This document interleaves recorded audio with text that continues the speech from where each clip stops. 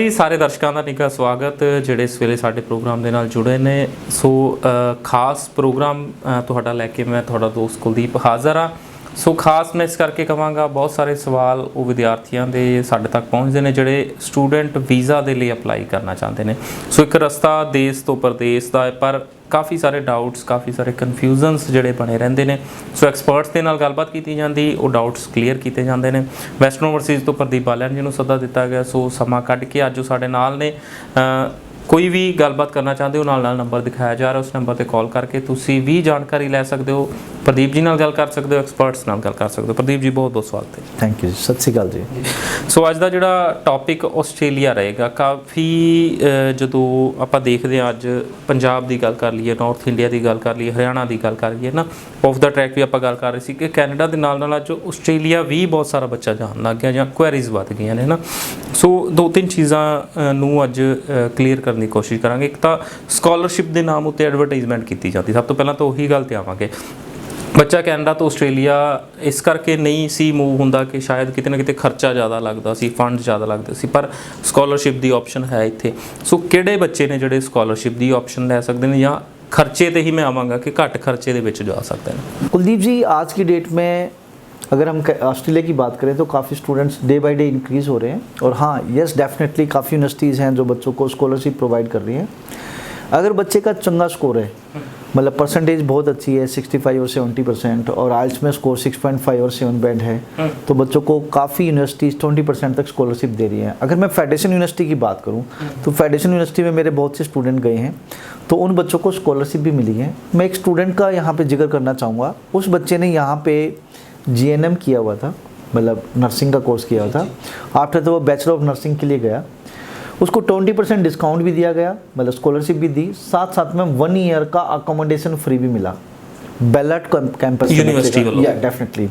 तो मैं स्टूडेंट्स को इनवाइट करना चाहूँगा, ऐसे बहुत सी अदर यूनिवर्सिटीज़ भी हैं जो 10% 20% तक बच्चों को स्कॉलरशिप दे रही हैं, प्लस में साथ साथ में अकोमोडेशन भी प्रोवाइड कर रही है। मेडिकल वाले बच्चा नहीं, या बाकी स्ट्रीम वाले भी अदर्स भी पॉसिबल है।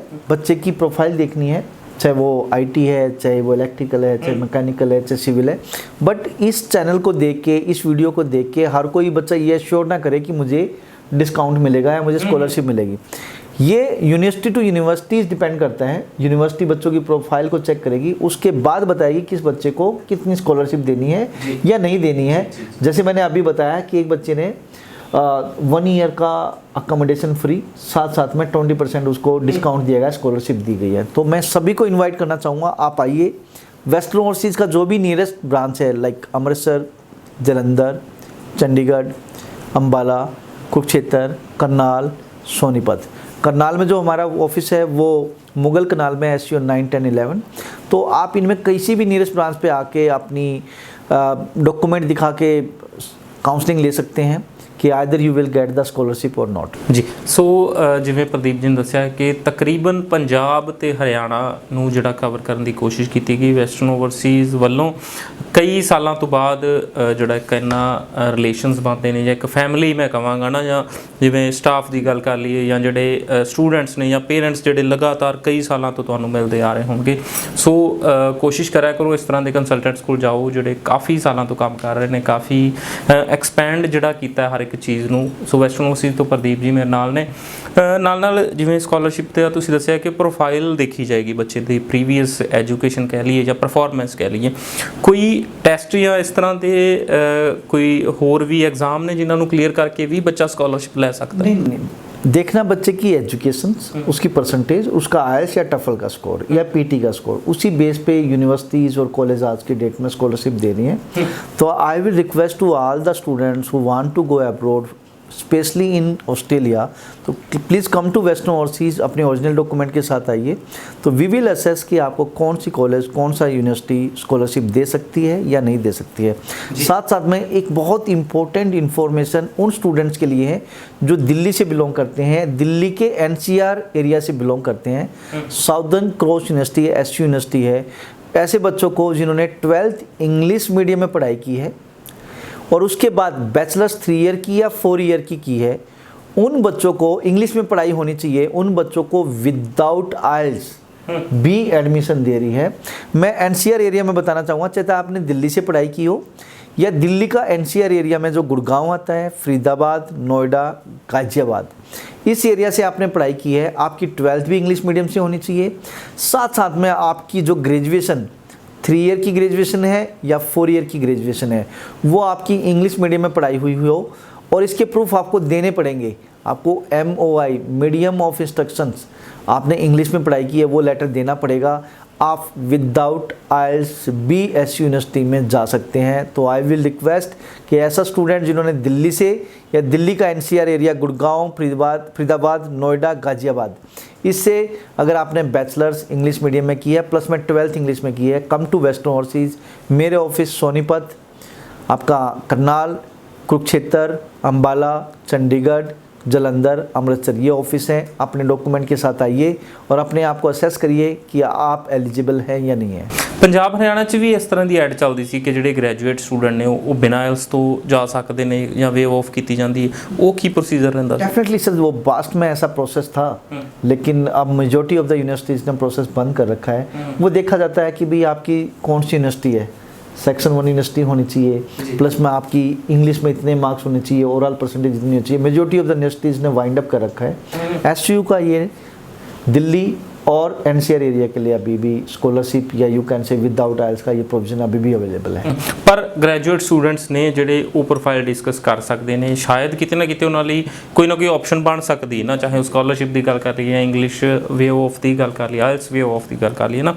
ਸੋ ਆਸਟ੍ਰੇਲੀਆ ਦੇ ਵਿੱਚ ਜਦੋਂ ਸਟੂਡੈਂਟਸ ਨੂੰ ਰეკਮੈਂਡ ਕੀਤਾ ਜਾਂਦਾ ਹੈ, ਖਾਸ ਕਰਕੇ ਜਿਹੜਾ ਤਾਂ ਸਪਾਊਸ ਨਾਲ ਜਾਣਾ ਚਾਹ ਰਿਹਾ ਉਹ ਤਾਂ ਆਸਟ੍ਰੇਲੀਆ ਹੀ ਪ੍ਰੈਫਰ ਕਰਦਾ ਕੈਨੇਡਾ ਤੋਂ ਇਲਾਵਾ। ਪਰ ਜਦੋਂ ਦੂਜੇ ਨੂੰ ਕੀਤਾ ਜਾਂਦਾ ਤਾਂ ਸਟੂਡੈਂਟਸ ਦਾ ਕਹਿਣਾ ਰਹਿੰਦਾ ਕਿ ਇੱਕ ਤਾਂ ਖਰਚਾ ਜ਼ਿਆਦਾ ਰਹੇਗਾ, ਆਸਟ੍ਰੇਲੀਆ 'ਚ ਫੰਡਸ ਨਹੀਂ ਹੁੰਦੇ ਇੰਨੇ ਸ਼ੋਅ ਕੀਤੇ ਜਾਣਗੇ ਨਾ, ਜਾਂ IELTS ਰਿਕੁਆਇਰਮੈਂਟ ਦੀ ਜ਼ਿਕਰ ਕਰਕੇ ਉਹ ਥੋੜ੍ਹਾ ਜਿਹਾ ਕਿਤੇ ਨਾ ਕਿਤੇ ਸੇਮ ਹੋ ਗਿਆ ਹੁਣ STS ਆਉਣ ਤੋਂ ਬਾਅਦ ਨਾ। ਸੋ ਆਸਟ੍ਰੇਲੀਆ ਅਤੇ ਕੈਨੇਡਾ ਨੂੰ ਜਦੋਂ ਕੰਪੇਅਰ ਕਰਦੇ ਹਾਂ, ਅੱਜ ਕੀ ਦੇਖਦੇ ਹੋ ਤੁਸੀਂ ਕਿ ਇੱਕ ਸਟੂਡੈਂਟ ਆਸਟ੍ਰੇਲੀਆ ਜਾ ਕੇ किस तरह का फ्यूचर रहता है बजाय कि वो कनाडा जा रहे हैं? देखिए, कनाडा भी वेस्टर्न ओवरसीज बहुत अच्छे लेवल पे प्रमोट कर रहा है। मोर देन 500 स्टूडेंट्स हर इनटेक में बच्चा वहाँ पे पहुँचता है हमारे थ्रू। और अगर ऑस्ट्रेलिया की बात करें, ऑस्ट्रेलिया की अपनी वैल्यू है। यहाँ पे मैं ऑस्ट्रेलिया को अच्छा नहीं बता सकता, कनाडा को बुरा नहीं बता सकता है। Both are countries have the. पर कई बार ना होंदा कि बच्चा एलिजिबल तो ऑस्ट्रेलिया ਲਈ है, कनाडा च ट्राई करके देख लेंदा, रिजेक्शन लगा के जाना फिर ऑस्ट्रेलिया है। सो वो बच्चा पहले ही ऑस्ट्रेलिया क्यों ना अप्लाई कर? हाँ, डेफिनेटली अप्लाई करना चाहिए। जो भी आपका ड्रीम डेस्टिनेशन है, ऑस्ट्रेलिया है तो ऑस्ट्रेलिया, कनाडा तो कनाडा, न्यूजीलैंड तो न्यूजीलैंड, UK, USA, यूरोप, जो भी है वेस्टर्न ओवरसीज आपकी सर्विसेज में, आपकी सेवा में हमेशा उपलब्ध है। आप आइए, come to Western Overseas to the nearest branch. Definitely we are here to provide you each and every service. तो जो सर ने बोला उसका आंसर यही है कि पहले जो आपका मतलब जो आप जाना चाहते हो, जो आप करना चाहते हो, जिस कंट्री में आप जाना चाहते हो, first apply for that country. अगर ऑस्ट्रेलिया जाना चाहते हो, ऑस्ट्रेलिया का अप्लाई करें। ऑस्ट्रेलिया में आज की डेट में वीज़ा आ रहा है हायर एजुकेशन में, बैचलर और master. If you are 12th pass, go for the diploma leading to degree या direct bachelors. If you are graduate, go for the master program. आपका visa success rate more than 90% रहेगा, बशर्ते आपका GT criteria maintain होना चाहिए। मतलब आपकी education, आपका वर्क एक्सपीरियंस अगर गैप है तो आपकी सैलरी अकाउंट स्टेटमेंट्स, या फिर आपका IELTS, आपके पेरेंट्स की एनुअल इनकम और आपकी फंडिंग, SOP स्टेटमेंट और पर्पस जो बहुत मैटर करता है। ये सारी चीज़ें अगर मतलब मैच करती है तो डेफिनेटली एम्बेसी वीज़ा देती है। और गो फॉर ऑस्ट्रेलिया फर्स्ट, उसके बाद आप दूसरा कंट्री सोच सकते हैं। अगर जो भी कंट्री आप जाना चाहते हैं पहले उसके लिए अप्लाई करें। बट जिवें फंडिंग की तुसीं गल कीती, बच्चे नूं डरा दित्ता जांदा कि 3 महीने पुराने फंड्स चाहिए ने, फिर इन्नी अमाउंट चाहिए है ना, जां साडे कोलों जिहड़े कंसलटेंट दसदे ने कि फाइनैंस अरेंज कर दांगे जां असीं खुद फंड्स कर दांगे ना। सो किवें बच्चा वो चीज़ नूं अरेंज कर सकता है ना? कुलदीप जी, हम एक ऐसे मतलब स्टेट में या नॉर्थ इंडिया की बात करें, ऐसी जगह पे रह रहे हैं जहाँ पे एवरीवन इज़ फाइनेंशियल साउंड। इनके लिए 20-25 लाख रुपए कोई बड़ी बात नहीं है। बच्चों को अगर सही तरह से गाइडेंस दी जाए, पेरेंट्स को सही तरह से गाइडेंस दी जाए तो वो लोग कर सकते हैं। तो यहाँ डराने वाली बात है वो फेक कंसल्टेंट है जो इस तरह से डराते हैं। बट आप वेस्टर्न ओवरसीज में आइए, you will get the genuine guidance. अगर 3 महीने पुराने फंड्स चाहिए तो 3 महीने पुराने फंड्स के बारे में बात करी जाएगी। अगर आपको करंट फंड को यूनिवर्सिटी ले रही है तो उस बारे में बात की जाएगी। हर किसी के पास पैसा अवेलेबल है, वो FD है, चाहे सेविंग है, चाहे GPF है, चाहे पोस्ट ऑफिस में पैसा है, या फिर वो किसी और किसी बैंक में पैसा पड़ा है, अननेशनलाइज बैंक में, नेशनलाइज बैंक के अलावा जैसे ग्रामीण बैंक हो गया, पोस्ट ऑफिस हो गया, या फिर कोऑपरेटिव या सोसाइटी हो गया, बस सिर्फ बच्चों को गाइड करना है कि आप इस पैसे को नेशनलाइज बैंक में ले आओ, आपका वीज़ा लग सकता है। लेकिन एजेंट्स इसी बात पर डराते हैं, इसी बात पर कहीं ना कहीं बच्चों को मिसगाइड करते हैं। तो again I will request to all of you, come to Western Overseas. आप जो भी नियरेस्ट ब्रांच से आइए, अपनी पूरी फंडिंग की डिटेल लेके आइए, आपको बताएगी वेस्टर्न ओवरसीज़ की भैया कौन कौन से बैंक एक्सेप्टेबल हैं, कौन कौन से फाइनेंशियल इंस्टीट्यूशन एक्सेप्टेबल हैं, कौन कौन से नहीं है। आपको अगर सही गाइडेंस दी जाएगी तो आपका 1 लाख 1.5 लाख रुपये जो फंडिंग का आप एजेंट्स को देते हैं, ये बचेगा। जी, ਸਪਾਊਸ ਦੇ 2 ਮਿੰਟ ਗੱਲ ਕਰਨਾ ਚਾਹਾਂਗੇ ਜਾਂਦੇ ਜਾਂਦੇ। ਜਿਹੜੇ ਆਪਣੇ ਹਸਬੈਂਡ ਵਾਈਫ ਨਾਲ ਅਪਲਾਈ ਕਰਨਾ ਚਾਹੁੰਦੇ ਨੇ, ਮੈਰਿਜ ਕਿੰਨੀ ਕੁ ਪੁਰਾਣੀ ਹੋਵੇ ਉਹਨਾਂ ਦੀ, ਪਲੱਸ ਫੰਡਿੰਗ ਕਿੰਨੀ ਲੋੜ रहेगी ਉਹਨਾਂ ਨੂੰ? कुलदीप जी, ये एक ऐसा क्वेश्चन है, अगर मैं इमिग्रेशन की बात करूँ, इमिग्रेशन ने कोई डेडलाइन नहीं दे रखी कि आपकी मैरिज पुरानी होनी चाहिए। हाँ ठीक है, इमिग्रेशन कहीं ना कहीं रिकमेंड करती है एजुकेशन प्रोवाइडर्स को। तो आज की डेट में मेजॉरिटी ऑफ द यूनिवर्सिटीज़ और कॉलेज बोलते हैं कि आपकी 6 मंथ ओल्ड मैरिज होनी चाहिए। कोई साल पुरानी भी मांगती है, कोई करंट भी एक्सेप्टेबल है। तो ये इसके पीछे रीज़न भी यही है कि पास्ट में कुछ ऐसे केस इमिग्रेशन में हाई कमीशन में पकड़े गए हैं कि मीन्स जो फ्रॉड मतलब फ्रॉड मैरिज करके, कॉन्ट्रैक्ट मैरिज करके आगे डॉक्यूमेंट्स प्रोड्यूस किए, जब अगर वो पकड़ी गई तो पता लगा कि ये तो मतलब जेन्युइन है ही नहीं। तो उस चक्कर में इमिग्रेशन कहीं ना कहीं यूनिवर्सिटीज़ और कॉलेज को हमेशा रिकमेंड करती है कि 6 मंथ ओल्ड या 1 ईयर ओल्ड मैरिज एक्सेप्ट करो। रीजन ਅੱਜ ਵੀ शायद वेरीफाई ਤਾਂ ਕੀਤਾ ਜਾਂਦਾ ਉਸ ਚੀਜ਼ ਨੂੰ, है ना? देखो कई बार वेरीफाई नहीं भी हो पाते, और कई बार जब इमिग्रेशन इस टाइप की केसेस को पकड़ती है, जब वेरिफिकेशन होती है तो पता लगता है तो ये तो सब कुछ फ्रॉड था। दैट्स द रीज़न कि आज की डेट में यूनिवर्सिटी कॉलेज 6 मंथ ओल्ड बोलते हैं। जी, सो ਸਮਾਂ ਖਤਮ ਹੋਣ ਕਰਕੇ ਜਿਹੜਾ ਗੱਲਬਾਤ ਨੂੰ ਅੱਗੇ ਜਾਰੀ ਨਹੀਂ ਰੱਖ ਸਕਾਂਗੇ, ਮਾਫੀ ਚਾਹਾਂਗਾ ਇਸ ਚੀਜ਼ ਲਈ। ਸ਼ੁਕਰੀਆ ਸਰ ਸ਼ੋਅ ਦੇ ਵਿੱਚ। थैंक यू जी, थैंक यू। ਸੋ ਫਿਲਹਾਲ ਦੇ ਲਈ ਪ੍ਰੋਗਰਾਮ ਨੂੰ ਖਤਮ ਕਰਦੇ ਹਾਂ। ਮੈਨੂੰ ਦਿਓ ਆ ਗਿਆ, ਸਤਿ ਸ਼੍ਰੀ ਅਕਾਲ।